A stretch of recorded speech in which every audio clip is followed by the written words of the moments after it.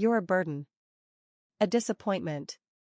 That's what my father said to me over dinner, right before raising his glass in a toast to my sister, the golden child, the heir to everything. I was 19. My joints throbbed from the illness I'd been battling since I was 8. They laughed and toasted without even glancing at me. I didn't cry. Didn't protest. I simply excused myself, rolled out the front door in my chair, and never looked back. I'm so glad you're here. Follow my journey to the very end, and let me know which city you're watching from so I can see how far this story travels.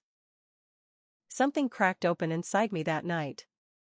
I used to think the worst pain came from the disease, the one that made it hard to walk, to dance, to hold a fork. But I was wrong. The real pain was realizing my own family had stopped seeing me as a person, and started seeing me as a problem. What I didn't know at the time was that someone at that very table was responsible for what happened to me. It all began when I was 8. My body started giving out. First came the exhaustion. Not the kind you get after playing too hard at recess, but a deep, crushing fatigue that made getting out of bed feel like a mountain. Then the pain arrived. Swollen knees, locked up fingers that wouldn't move no matter how hard I tried. I cried most nights, not because I was scared, but because I didn't understand why living hurt so much.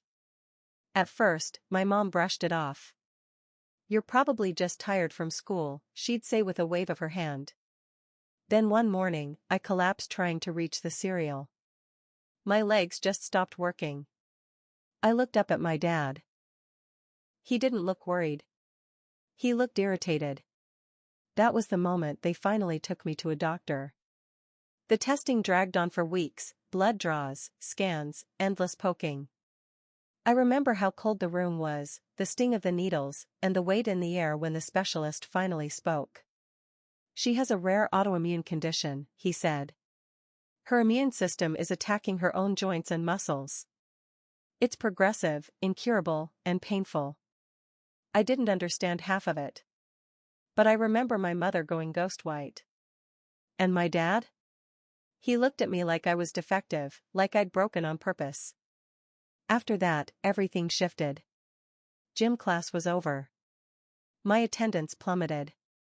The friends I used to giggle with stopped inviting me to things. First came the knee braces. Then a cane. Then, on the worst days, a wheelchair. I missed field trips. I missed birthdays. I missed feeling like a regular kid. But what I missed most was the way my parents used to look at me. In the beginning, they tried, sort of. A few doctors. Some supplements. But by the time I turned 10, their patience wore thin. "Stop being so dramatic, Maddie," Mom would snap. "She just wants attention," I once heard Dad mutter when he thought I couldn't hear. That's when the comparisons began. Hailey, the perfect older sister. She danced, ran track, aced her classes, smiled for photos. She was their trophy. The daughter who never needed a 3 a.m. hospital run. The one who didn't come with a list of symptoms and prescriptions. Meanwhile, I faded. I stopped asking for rides. Stopped mentioning the pain. I learned to keep quiet, like silence was medicine. What I didn't realize then was that the illness wasn't the only thing wearing me down. It was the coldness. The emotional vacancy. The growing sense that I was a ghost in my own home. And deep down, a question started forming, a question I buried for years. Why me? And why did they stop caring so quickly? If I was the burden, Hailey was the miracle. While I curled up on the couch with ice packs, she was on stage collecting medals. While I struggled to write through the tremors, she was getting her essays published. She was everything I wasn't. Strong. Social. Effortless. Pretty.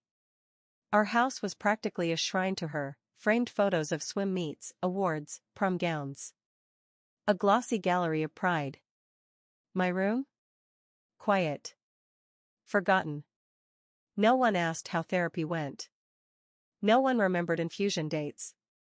Sometimes I wondered, did they only keep me around to make her shine brighter? At dinner, Dad would glow when he spoke about her. "Hailey's going places," he'd say. "She's got a real future." He never said that about me. Mom would clear entire weekends for Hailey's performances. If I had a medical appointment? "Can't one of your friend's parents take you?"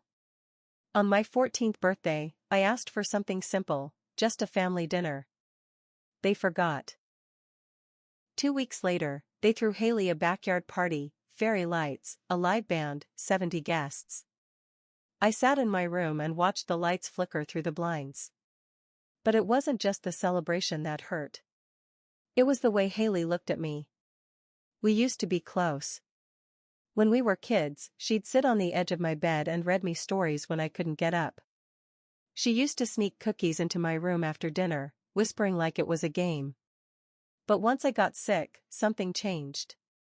She started keeping her distance, like my pain might be catching, or worse, like it embarrassed her. Sometimes I'd catch her watching me struggle to stand or reach something, and there'd be this flicker in her eyes. Not sympathy. Not worry. Something harder. Guilt. Maybe even resentment. Once, I found her crying in the bathroom. I asked what was wrong, and she snapped. "Why can't you just be normal?" She apologized later. But I couldn't forget how her voice cracked, like something deep inside had broken open. That was when it hit me. Hailey wasn't just the favorite. She had to be. She'd been placed on a pedestal, and I was the example of what could go wrong. The warning label. I wondered if she hated me for being sick. Or if she hated herself for being the one who wasn't. Either way, she was slipping away. Not just into college prep and shiny relationships and a picture-perfect future. But into something colder, more distant. And I couldn't help but think. Maybe she wasn't chasing success. Maybe she was running from me. It all came apart on a Friday. Mom had been in the kitchen all day. Roasting rosemary chicken, setting out the fancy plates, lighting candles like it was some holiday. Hailey had just gotten a full ride to Columbia. Dad even came home early. The whole house buzzed like it was wired with celebration. No one mentioned me. I sat at the end of the table, my wheelchair turned slightly so I wouldn't block the walkway. My joints ached, I'd pushed myself too hard at therapy that morning. But I didn't say anything. I never wanted to ruin the mood. Dinner was loud. Laughter. Clinking glasses. Hailey beaming under the light fixture like the star of the show.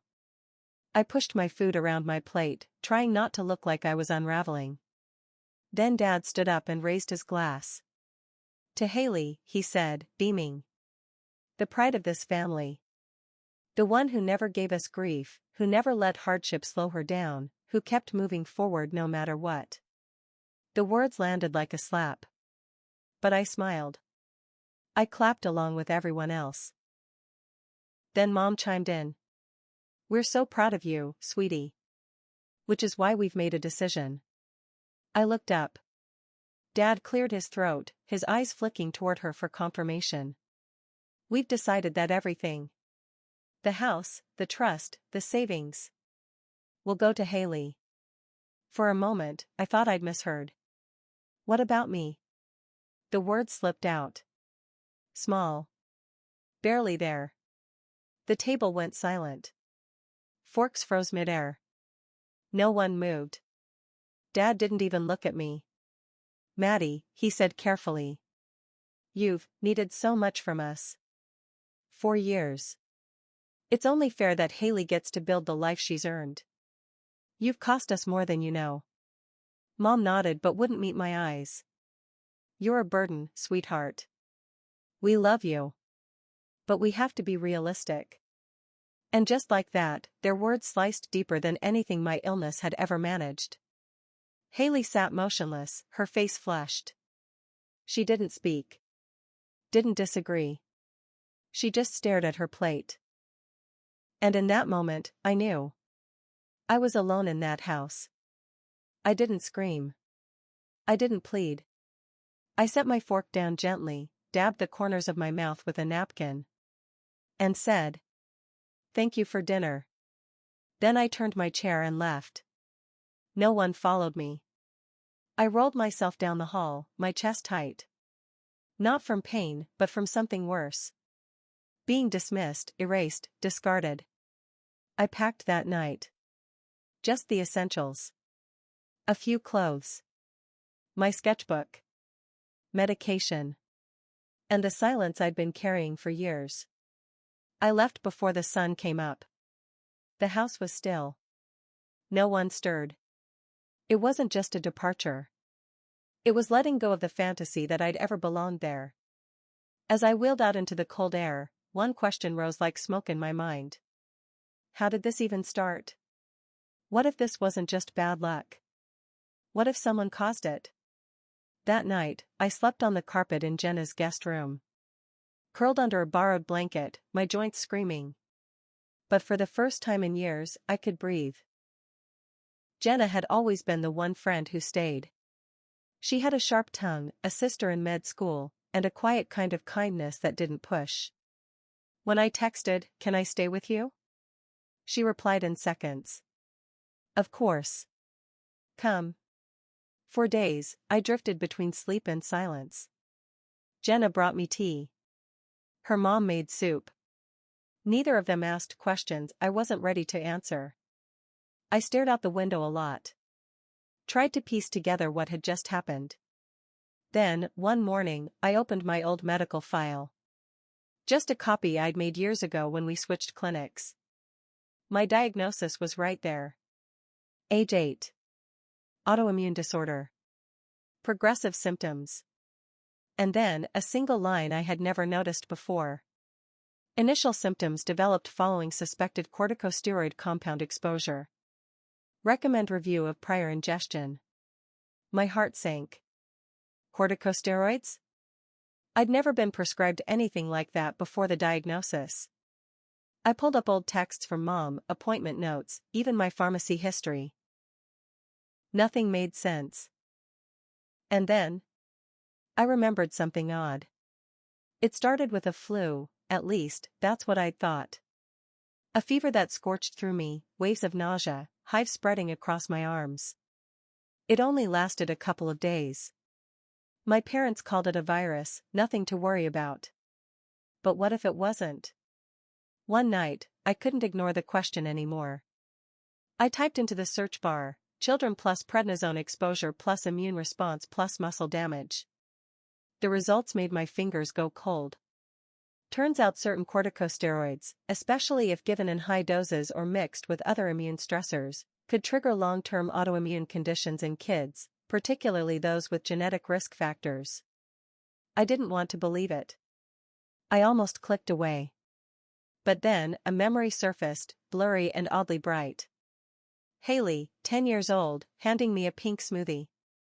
"Drink it, dummy," she'd said, grinning, berry juice staining her teeth. "I made it just for you." An hour later, I'd thrown up everything. I hadn't thought about that day since. Until now. No, it had to be a coincidence.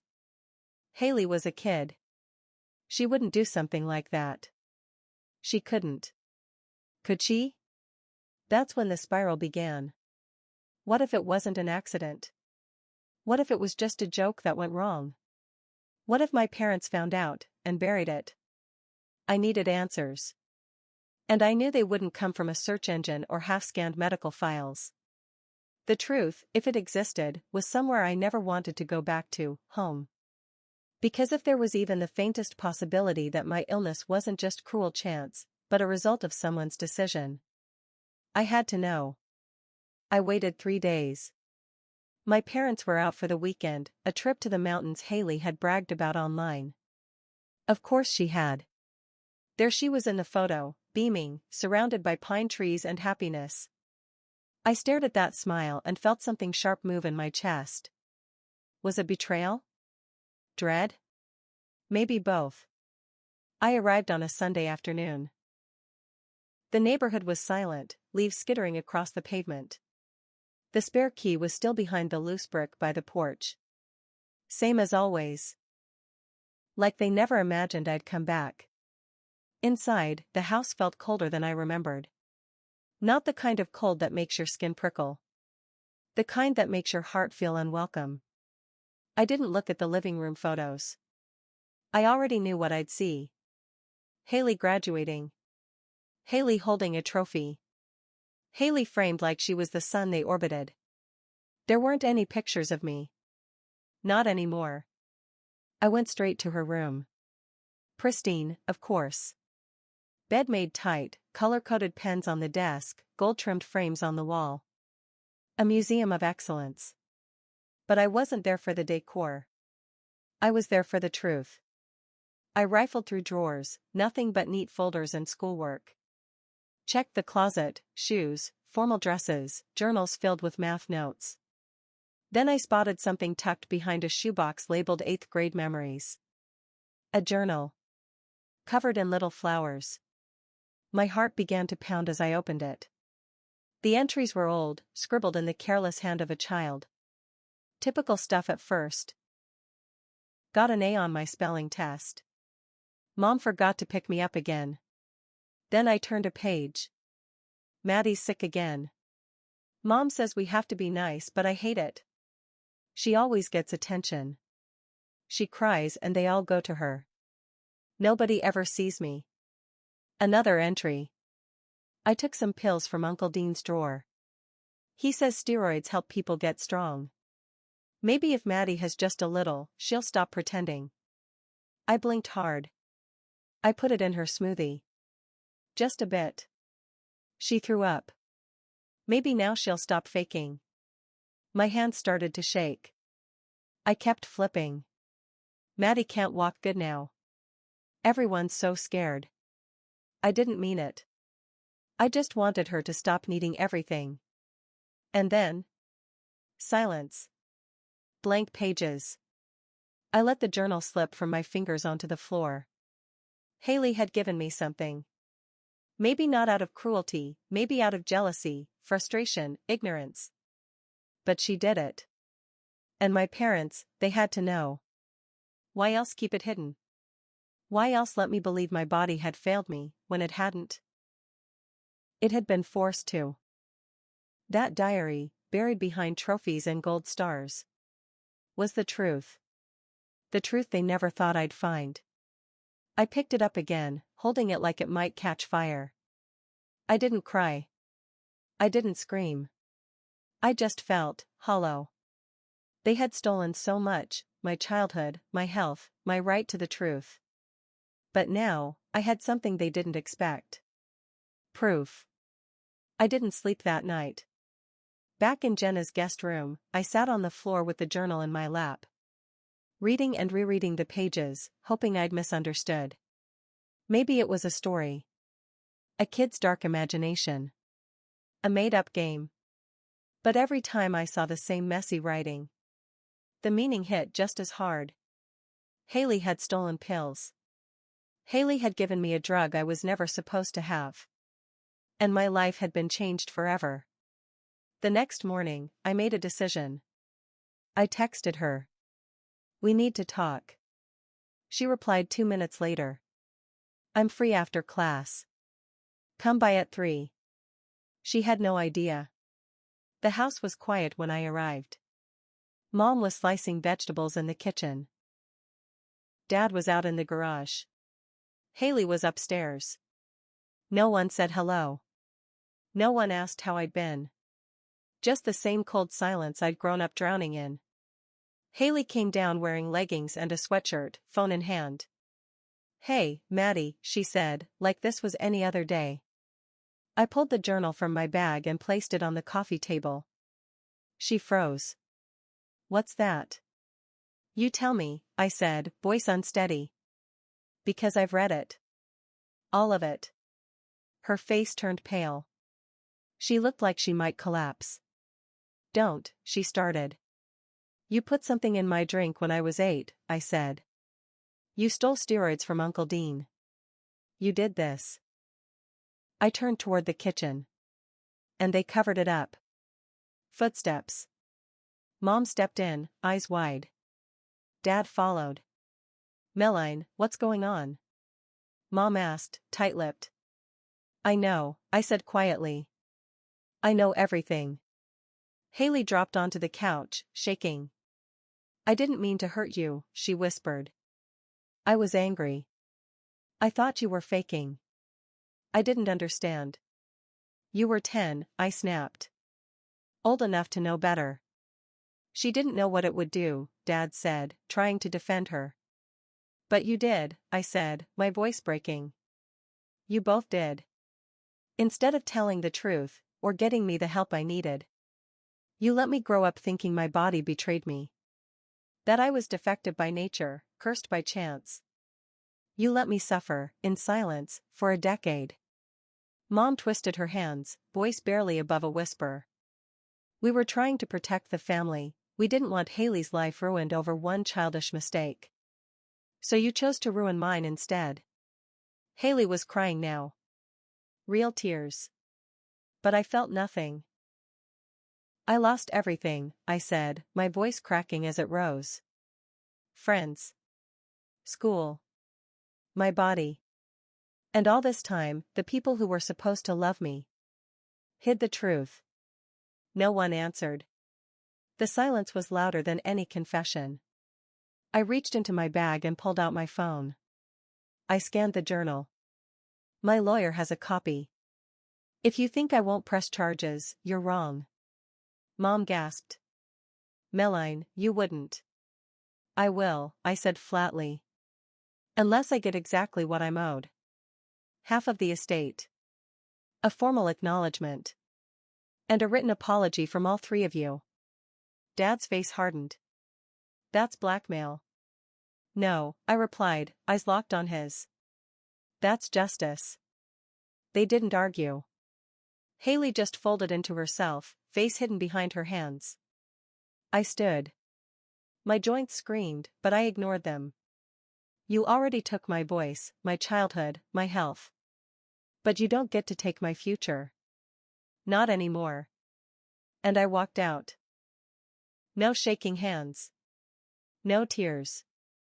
Just steps, slow, but mine, down the front porch. This time, I left them behind, speechless. And for once, I was the one holding the truth. The days that followed were quiet, but not empty. No texts. No calls. Nothing from my parents. Nothing from Hailey. And for the first time, the silence didn't crush me. It felt like room I could finally breathe in. For once, I wasn't seeking their permission to exist. I wasn't begging to be noticed. I was claiming my worth. My attorney, Miss Porter, had once fought for disability rights. And she had no tolerance for secrets or injustice. When I showed her the journal, she said one word. Leverage. She drafted a formal letter. A demand for revised inheritance terms. Back pay for uncovered medical costs. And a signed admission of wrongdoing. Private but legally binding. If they refuse, she told me, we move forward with civil charges. Hailey for harm. Your parents for knowing and saying nothing. 1 week later, they responded. They agreed. The estate would be split 50-50. There was no public apology. But Hailey sent a private letter. It was handwritten, uneven. I'm sorry, Maddie. I was jealous. I was scared. I was selfish.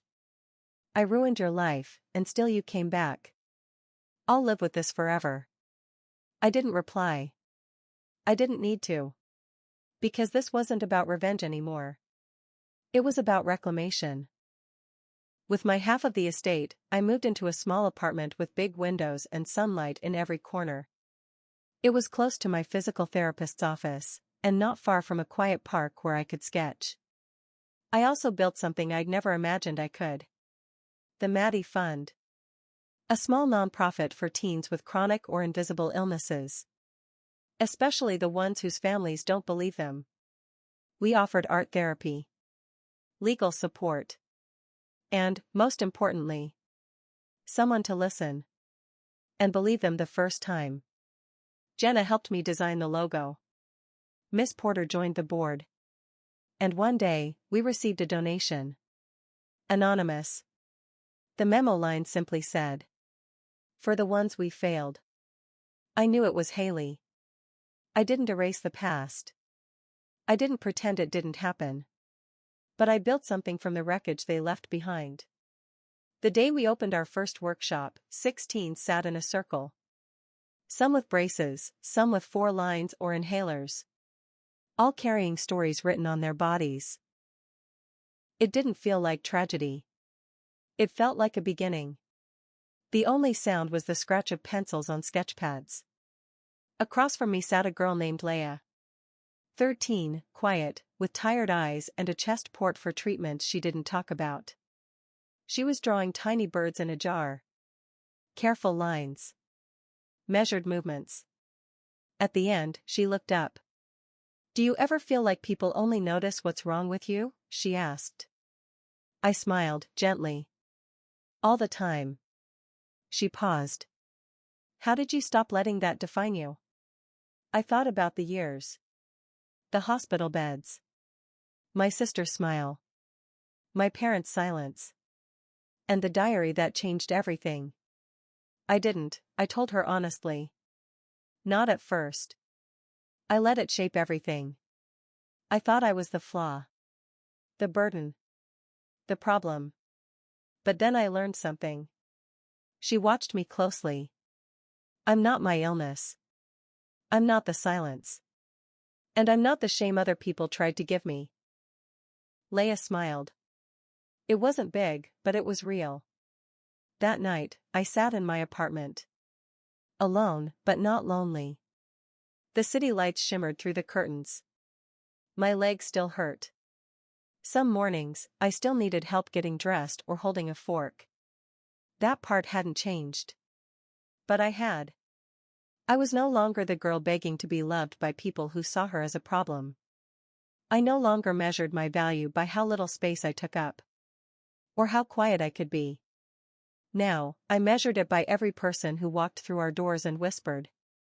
Me too. The pain didn't vanish. The past didn't rewrite itself. But I'd taken something back. Something more powerful than an apology or a settlement. I reclaimed my story. And if I could pass one truth on. To anyone who's ever been called too much. Or too sick. Or too inconvenient. It would be this. You are not the burden. You are not the problem. You are not invisible.